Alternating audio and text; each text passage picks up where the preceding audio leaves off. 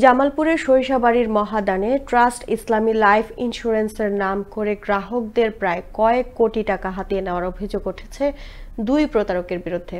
একই অভিযোগ তিতপল্লা ইউনিয়নের পুগলই এলাকার গ্রামীণ ব্যাংকের সাবেক কর্মকর্তা আনোয়ার হোসেন দুলালের বিরুদ্ধেও।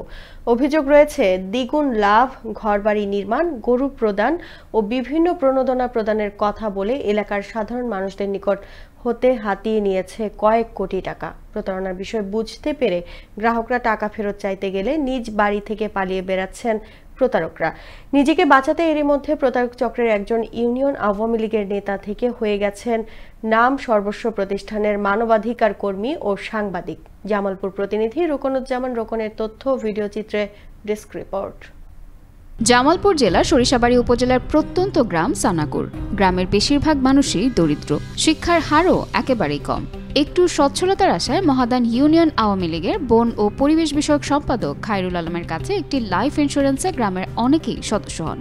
নগদ টাকার বিপরীতে নির্দিষ্ট সময়ের পর দেওয়া হবে দ্বিগুণ টাকা, পাশাপাশি দেওয়া হবে ঘর ও গরু। তবে কয়েক বছর পার হতেই প্রকাশ হয়ে যায় আসল রহস্য।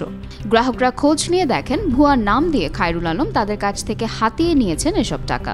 7 বছর ধরে বিমা করছি। খায়রুল এবং মজনু প্রথম ও আমাদের জায়গায় না করছে, মানে বিমা করাইছে। বিমা করাইয়া মজনুর কাছে একটা কিস্তি দিয়েছে, সেই কিস্তি জমা হয়েছে। আর 4টা কিস্তি দিয়েছি খায়রুলের কাছে, এবং ভুয়া মানে ব্যাংকের মাধ্যমে করিয়া সেই কিস্তি জমা নাই, ভুয়া কাগজ জাঙ্গরে পতরা করছে। 5ই আগস্টের আগে সে তার বিভিন্ন পরিচয় দিয়ে সে গণমাধ্যম কর্মী, সে মানবাধিকার কর্মী, কিছু সময় সে নিজেও পীর, এবং সে এলাকার একজন বিশিষ্ট মানে রাজনীতিবিদ হিসেবে অত্র এলাকা থেকে কম করে হলেও 5 থেকে 6 কোটি টাকা এভাবে উনি হাতিয়ে নিয়েছেন। এবং 5ই আগস্টের পরে নিজ এলাকা থেকে পালিয়ে উনি ওনার শ্বশুরবাড়িতে অবস্থান করতেছেন, যার কারণে ওনাকে ভুক্তভোগী পরিবার ফোনে যোগাযোগ করলেও পায়নি। যখন শুনতে পারছে যে উনি ওনার শ্বশুরবাড়িতে অবস্থান করতেছেন, ওনার নিজ গ্রামের কিছু লোকজনই তার কাছে গেলেই সে তাদের প্রতি চড়াও হয় এবং এক পর্যায়ে সবাইকে দেখে নেওয়ার হুমকি পর্যন্ত দেয়। প্রায় 4 বছর আগে জামালপুর সদরের দিকপাইতে একটি বাসার ছাদে একটি কম্পিউটার ও 2টি টেবিল নিয়ে ট্রাস্ট ইসলামী লাইফ ইন্স্যুরেন্স নামে ভুয়া কার্যালয় খুলে বসেন খায়রুল আলম। তিনি হন ওই প্রতিষ্ঠানের এমডি ও ফিল্ড কর্মকর্তা। সাজানো হয় মঞ্জুরুল নামের একজনকে। তবে টাকা হাতিয়ে নেওয়ার পর নেই এসব অফিস। 7 বছর যাবৎ আমি বিমা করছি খায়রুলের সাথে। আর মঞ্জু আসলে প্রথম মঞ্জু আঙ্গরে কিস্তি নিছে। মঞ্জু তো কায়দা পড়ছে, চাকরিতে বাদ দিছে। এমনকি আমরা 5টা কিস্তি দেওয়ার পরে আঙ্গরে বিমার বোনাস দেওয়ার কথা, বোনাস দেয় না। ওই কিস্তিও আঙ্গরে পাইতেছি না ঠিক মতো। আর আপনার ওই বোনাস 13,000 দিছি, এটা কোনো অফিস পাইতেছি না খুঁজে। অবশ্যই হেড অফিসে ফোন দিয়েছিলাম, হেড অফিসে কইছে আঙ্গুর কিস্তি জমাও নাই। সম্মতি করবো না, অনেক লোভ দেখাইলো।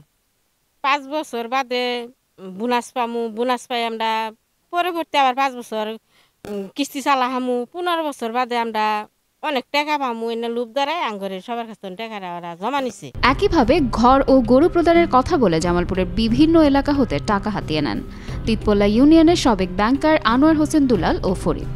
ঘর ও গরু না পেয়ে তাদের পেছনে টাকা তোলার জন্য কয়েক বছর ধরে ঘুরছেন গ্রাহকরা। আমার মেয়ে 7,000 করে বছরে টাকা দিচ্ছে, 7,000 করে।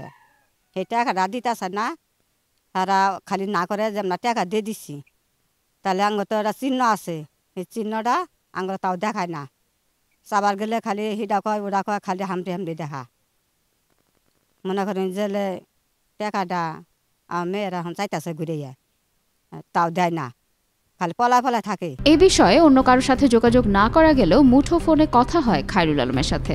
আমার নাম খায়রুল, মানবাধিকার সাংবাদিক সংস্থা পরিচিত, জামালপুর এক্সপ্রেস পত্রিকার সহ সম্পাদক, রিপোর্টার্স ক্লাবের সিনিয়র সহ সভাপতি।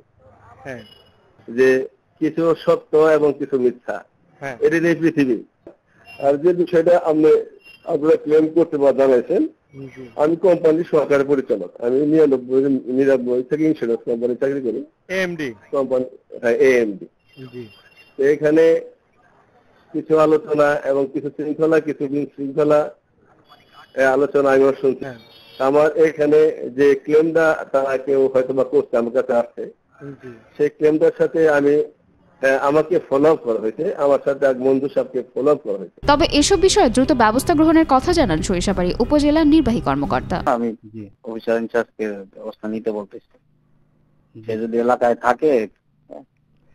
হ্যাঁ ঠিক আছে, ডিটেইলসটা দেন, ডিটেইলসটা। প্রতারকরা সাধারণ মানুষের কাছ থেকে সব মিলিয়ে প্রায় 4 কোটি টাকার মতো হাতিয়ে নিয়েছে বলে জানায় স্থানীয়রা। বিষয়টি দ্রুত সমাধান হবে, অর্থ ফেরত পাবে গ্রাহকরা, এমনটাই দাবি এলাকাবাসীর। নাজনীন নিসা, আনন্দ টিভি।